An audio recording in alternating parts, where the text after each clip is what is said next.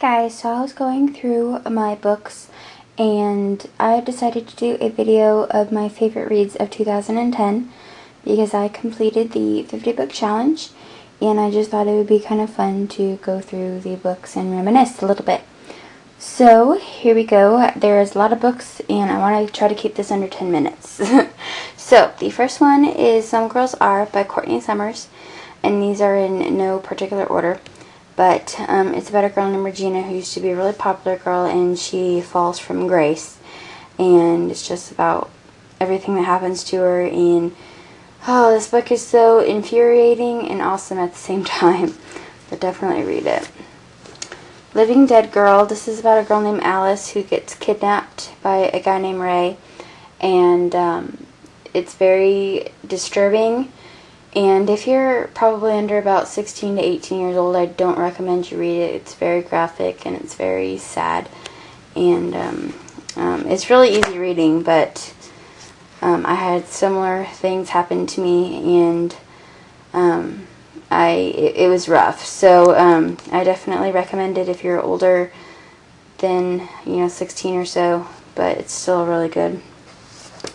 Sundays at Tiffany's by James Patterson. This is about a girl named Jane who has an imaginary friend named Michael when she's a little girl, and when she turns 9 she doesn't need him anymore, and so he goes away, and Michael thinks that Jane has forgotten about him, but she hasn't. And it's just a love story, and it's so sweet, and I adored this book. And I love the distressed pages. I love that. The next one is The Iron King by Julie Kagawa, and there's not much that I need to say about this book. It's just really good. It's about a girl named Megan Chase, and she is part Fae, and her little brother Ethan goes missing, and she has to try to capture him back and bring him back home, and it's just a very good book. Impossible by Nancy Werlin. This is about a girl who ends up getting pregnant with a baby girl, and it is a curse in her family, all of the women in her family, and she has to try to break that curse before her baby is born or she'll go insane. And the basis of this book was by the Scarborough Fair poem, and it's very old-timey and kind of neat, so definitely recommend that one. Summer Skinny Dipping, and this is by Amanda Howells, and this was really good. I wasn't expecting it to be good, but it's very thought-provoking, and I cried at the end. Just very good. Perfect Chemistry, you guys know I love this book. I'm not sure if I read it in 2009 or 10, but I'm just including it anyways because I love it. And the cover is so awesome. I just love it. If you haven't read it yet, do.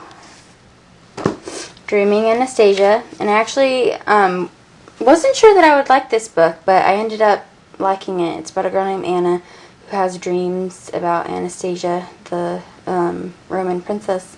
No, not Roman princess, the prince.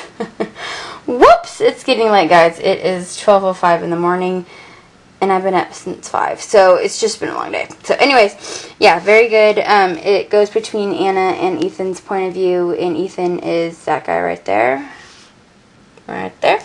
And yeah, it's just very good. And the author actually investigated and actually got the lineage right, which I was very impressed with. So she has another book coming out about a mermaid, and I'm very excited to read it. Before I Fall by Lauren Oliver. This book is so thought-provoking and amazing. It's about a girl named Samantha Kingston, and she's kind of popular and doesn't really care about her family, and she's very superficial, and that kind of thing. And so she dies in a car accident, and she gets to relive her last day every day until she gets it right. And it's just very good, and it makes you really think about things. And Hex Hall by Rachel Hawkins. This has to be one of my absolute favorite books of 2010.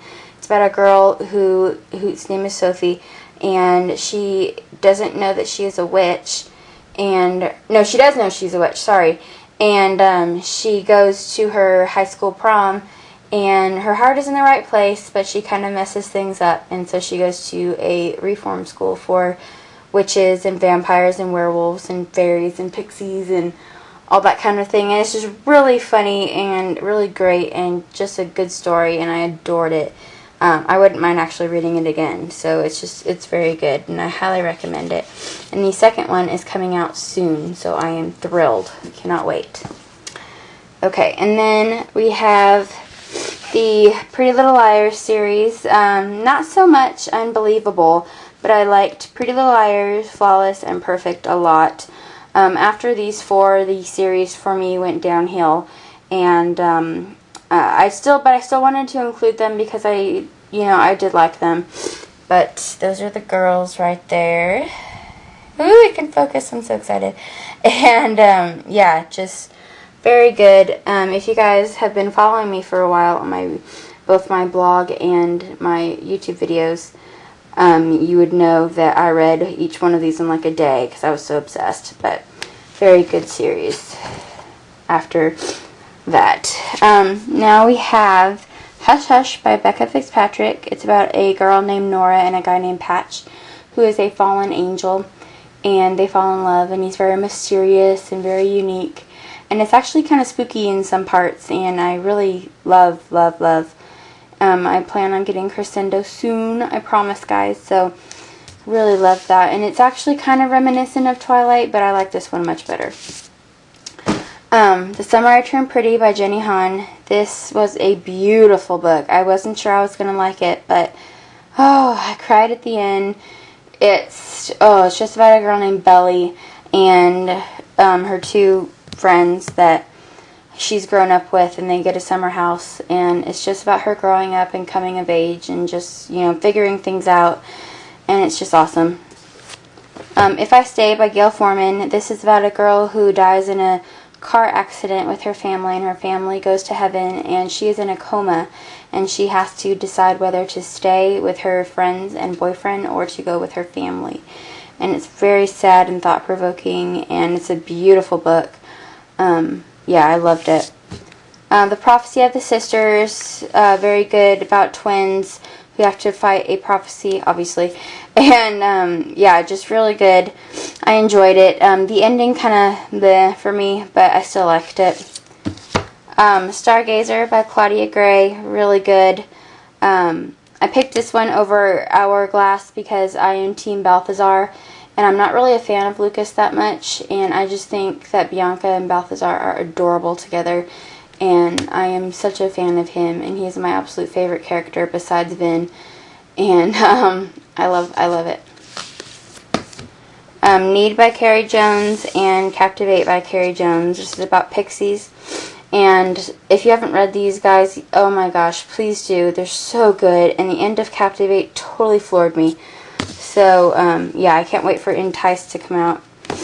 A Match Made in High School by Kristen Walker. It's about a girl named Fiona who, her town has a very large divorce rate.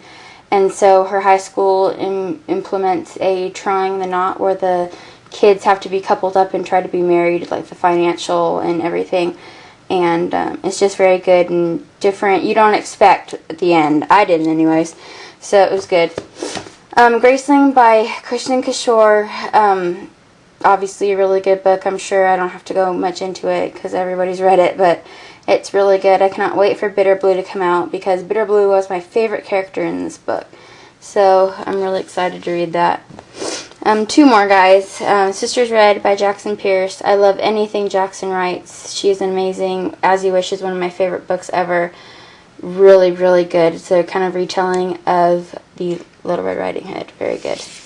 And last but not least, The Reckoning by Kelly Armstrong. This is the last book in the Darkest Power series of Chloe and Derek and Simon and all those guys. So, very good, and the ending was awesome, and I love Cleric. So, yeah, definitely read that series, guys, if you haven't. So, yeah, those are my absolute favorite books of 2010. I'm not sure if I'm going to do a book challenge again. It was rough. It was worth it, but rough. So, yeah, hopefully I'll have a book haul for you guys soon. I'm going to go to Barnes & Noble. But, yeah, have a good day, guys. Bye.